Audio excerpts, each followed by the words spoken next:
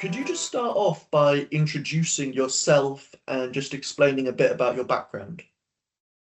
Okay, so I'm Peter Colley, and I think a lot of my background is often tied to my experience of growing up with autism, and it's pretty much defined a lot of my identity, for better or for worse, especially when it comes into work. I think I've recognised a huge gap in terms of support that's out there for autistic people, and that motivated the first few years of my career, where I worked for a research project that supported young people with hidden conditions into paid employment, and it was very fulfilling work, And I think you really learn a lot about some of the barriers that people face, and I think it's eye-opening for me because it's like, as someone with an autism, I think you realise that there were many different ways in which one can struggle. It's not entirely exclusive, and I think engaging it allowed me to engage further in the autistic community and gave me a much wider understanding of the varied support that is out there, and of course ties into the overall message that you've met one autistic, you've literally just met one autistic. Very well said. Okay. And can you tell me a little bit about your experience delivering the Oliver McGowan training? The Oliver McGowan training came about for me in around February 24, where I was contacted by Dynamic, who very much plucked me from obscurity, and I do owe Dynamic a great deal there. And they trained me up to be an expert with lived experience for autism in about March 24. I started off with doing it in June 2024, and I spent a lot of time working there in the Black Country, and it was really rewarding work, and I think being able to share a lot of those experiences, and of course, I think trying to find the approach that works. One thing that I've always been told is very useful when I do public speaking is apparently I have a good sense of humor, which is always handy, because if this career doesn't work out, then stand-up is always an option. But I've always, I've had about 3 years of public speaking experience before I came onto that, and that's really served me well for this. I think the most important rule I've maintained for myself is always, be funny and humorous when you want to be, but be serious and informative when you need to be, because you find that for a lot of people, they might have several points about that they want to ask about autism, but they might be terrified of offending. Yeah. So I think when you can afford to be a bit more self-deprecating and show that, it's okay to take the mickey out of yourself. Apparently, if my life was adapted into a biography, it would be something like a comedy or slapstick. Yeah. And that's really pretty much most of my family talking there. So I think it does act as a nice little icebreaker and eases people into understanding that, yes, there were difficulties, but you can still have a laugh at yourself at the same time. Yeah, absolutely. Yeah. I agree with that completely.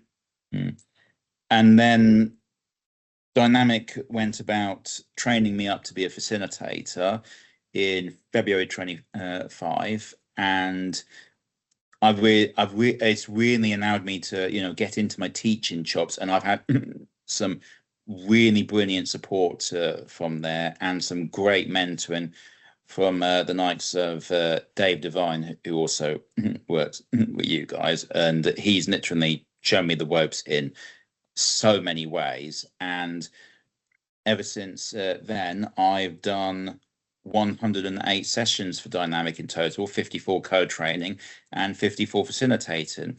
And yes, I do keep count. Great job. No, that's a lot of work that goes into that, isn't it? Yeah. So yes. So what was it that made you want to get into the Oliver McGowan training? I think my life, my career will always be tied to my autism experience. I have been working for autistic rights, my on and off my entire career. I think it doesn't so much feel like a job to me as it does a calling, because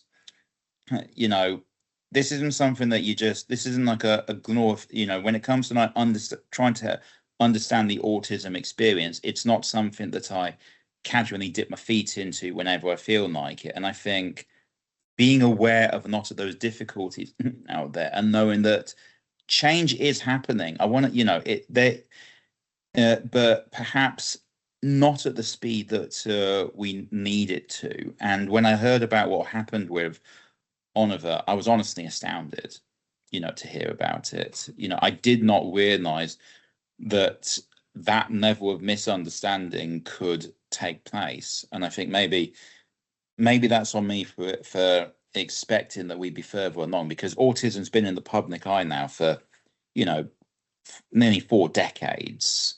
Yeah. So I felt that there was a lot of work we need to do in improving things for autistic still. And it's not just in terms of that, the possibilities of education and employment and the justice system, everything, it all comes with its barriers for autism. And I feel that, the Oliver McGowan is, even though it's been brought about by very tragic circumstances, I think it acts as a very relevant, point for opening up all of these other discussions about autistic barriers and hopefully making sure the autistic demographic have a better chance at independent living. Very well said. Very, very well said. Let me ask, what is your favorite part of delivering this training? There were so many parts that I could refer to. I'd say my favorite part has got to be when we have a talk about reasonable adjustments, because I feel that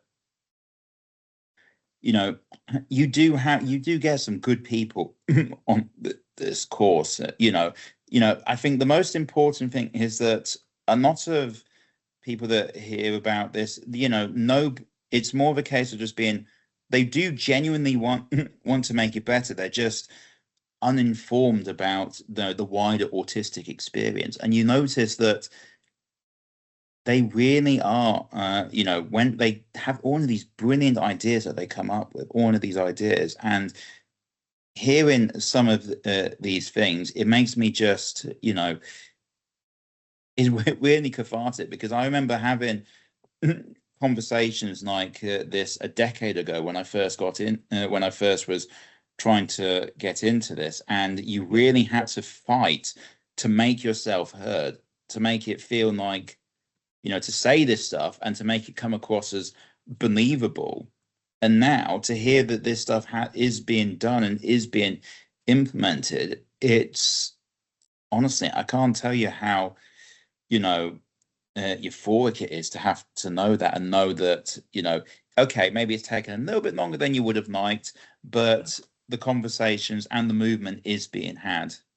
Absolutely. Okay.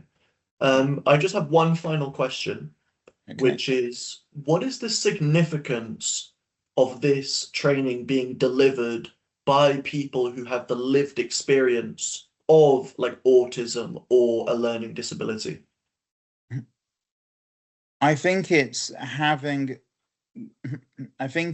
putting people on the spectrum and people with learning disabilities at the forefront, because it's giving them the power. Because we could talk about, we could just read it off for what we see on the internet, or see it from film or TV, but I don't think it has that same level of authenticity. It can always feel like you're on the outside. When you hear about it secondhand from someone describing someone else's experience, there's always that element of feeling like it's on the outside looking in.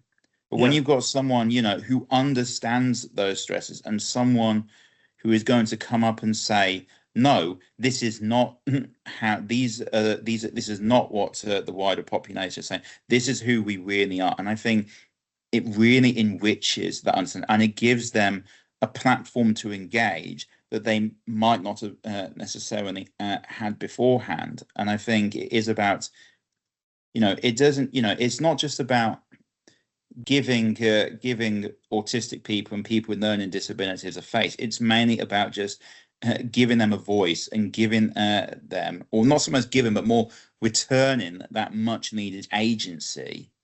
Yeah. Well, honestly, thank you so much for sharing your thoughts.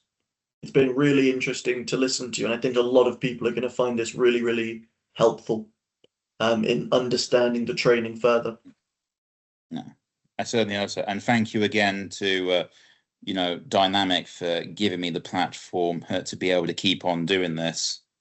Honestly, you're helping us probably much more than we're helping you. It's really, really valuable to have your experience seriously. So thank you, honestly. Thank you.